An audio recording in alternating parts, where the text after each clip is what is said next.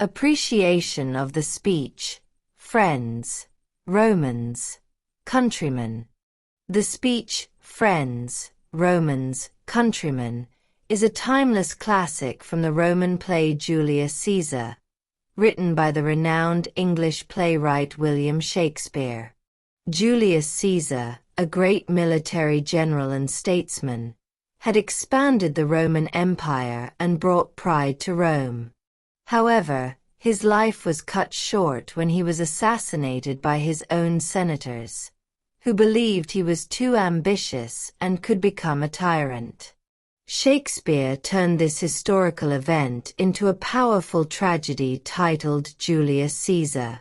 This famous speech is delivered by Mark Antony at Caesar's funeral. It is a eulogy, a speech given in praise of someone who has died, and stands out as a brilliant example of rhetorical skill.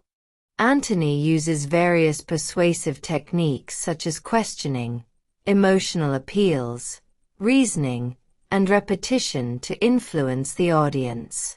The speech is made up of 35 lines and can be divided into 7 parts. The introduction, establishing trust, building emotional connection, challenging Brutus, repeated phrases, reaching a climax, and finally, the conclusion. Shakespeare masterfully shows how rhetoric can sway public opinion. Antony begins by aligning himself with the people, recognizing that their loyalty lies with Brutus. So he praises Brutus and repeatedly calls him an honorable man. Gradually, Antony begins to highlight Caesar's greatness, his victories, his compassion, and his love for Rome. Shakespeare's words are sharp and meaningful, suiting the moment perfectly. The very first line of the speech, Friends, Romans, Countrymen, is powerful. It shows that Antony sees himself not as someone above the crowd, but as one of them, a fellow Roman citizen. The line "and Brutus is an honorable man" is repeated several times, creating doubt in the audience's mind. Antony doesn't openly oppose Brutus, but cleverly uses rhetorical questions to make the crowd think critically. Shakespeare's emotional language is especially striking.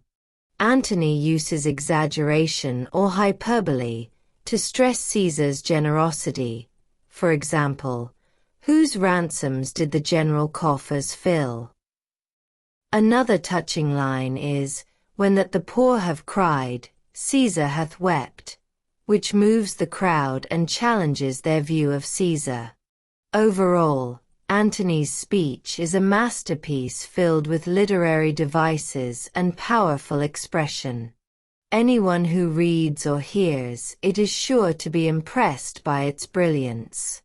Finally, it's worth noting that most of Shakespeare's plays, including this one, are written in blank verse, a type of poetry that uses unrhymed iambic pentameter. Iambic means a rhythm of an unstressed syllable followed by a stressed one, diadem.